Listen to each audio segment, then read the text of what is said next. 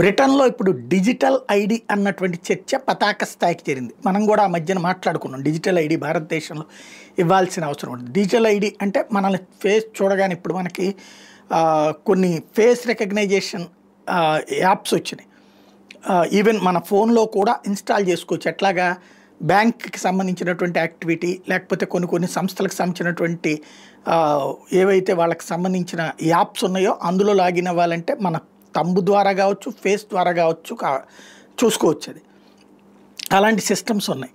ఇప్పుడు అలా కాకుండా ఇక అట్లాగా బ్రిటన్ వాళ్ళు తీసుకొస్తున్నటువంటిది ఏంటంటే దాన్ని ఐడి మన ఫేస్లో ముందు అవన్నీ రిజిస్టర్ చేస్తారు. అలా కనబడగానే షాప్లోకి ఎంటర్ అవ్వగానే మనం ఏంటి అనేది తెలిసిపోతుంది. మన డీటెయిల్స్ అన్ని లైక్ మన ఆధార్ అక్కడ ప్రత్యక్షం అవుతుంది అనమాట.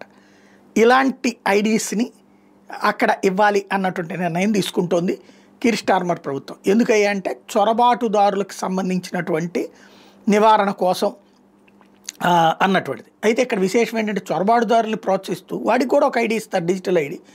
పాకిస్తాన్ నుంచి వచ్చాడు, బంగ్లాదేశ్ నుంచి వచ్చాడు, ఆఫ్ఘనిస్తాన్ నుంచి వచ్చాడని అది ఫేస్ చూస్తేనే తెలుద్ది కదా.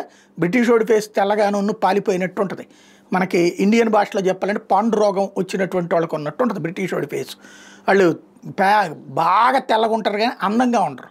అదే భారతదేశంలో ఉన్నటువంటి తెల్లగా ఉన్నటువంటి వాళ్ళకి అందం ఉంటుంది. అదే తేడా. ఇది న్యాచురల్, అది కొంచెం అన్యాచురల్గా ఉంటుంది. కాబట్టి వాళ్ళు ఎవరో వాళ్ళకి తెలుసు అక్కడ. అయినా కూడా వాళ్ళని పెట్టుకుంటున్నప్పుడు ఈ ఐడియాలతో మారిపోతుందా చూడాలి.